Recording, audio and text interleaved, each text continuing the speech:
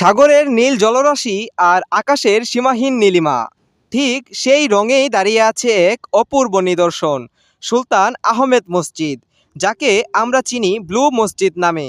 চলুন জেনে নেই এই ঐতিহাসিক স্থাপনাটির পেছনের গল্প। সুলতান আহমেদ মসজিদ অবস্থিত তুরস্কের ঐতিহাসিক শহর ইস্তানবুলে। এই মসজিদটি নির্মাণ করেন অটোমান সম্রাট প্রথম আহমেদ। ১৬০৯ থেকে ১৬১৬ সালের মধ্যে তার লক্ষ্য ছিল এমন একটি মসজিদ তৈরি করা যা হোক ইসলামিক সৌন্দর্য ও শক্তির প্রতীক। মসজিদটির সবচেয়ে অনন্য বৈশিষ্ট্য এর ৬টি মিনার। তৎকালীন সময়ে কেবল মক্কার মসজিদুল হারামে ৬টি মিনার ছিল। এই কারণে প্রথমে বিতর্ক উঠেছিল। পরে সুলতান আহমেদ মক্কায় সপ্তম মিনার নির্মাণের নির্দেশ দেন, যাতে সম্মান অক্ষুণ্ণ থাকে। মসজিদের ভিতরের দিকে তাকালেই চোখ জুড়িয়ে যায়। এর ভিতরে প্রায় ২১,০০০ নীল রঙের ইজনিক টাইলস দিয়ে সাজানো, যেইগুলোর উপর খচিত রয়েছে ফুল, লতা ও ইসলামী নকশা।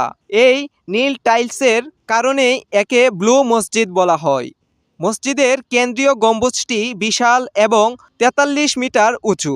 প্রবেশ করলেই যে কোনো দর্শনার্থী এর স্থাপত্য শৈলীতে মুগ্ধ হয়ে যায়। আজও এই মসজিদে ৫ ওয়াক্ত নামাজ আদায় করা হয়, তবে তা শুধুমাত্র মুসল্লিদের জন্য নির্ধারিত সময়েই। বাকি সময়ে এটি উন্মুক্ত থাকে পর্যটকদের জন্য, যারা এসে এর ইতিহাস ও সৌন্দর্য উপভোগ করেন। সুলতান আহমেদ মসজিদ শুধু একটি স্থাপনা নয়, এটি ইতিহাস, সংস্কৃতি আর ধর্মীয় গৌরবের এক অপূর্ব প্রতীক। আপনি যদি ইস্তানবুলে যান, এই মসজিদটি না দেখে ফিরে আসা যেন অসম্পূর্ণ ভ্রমণই থেকে যাবে।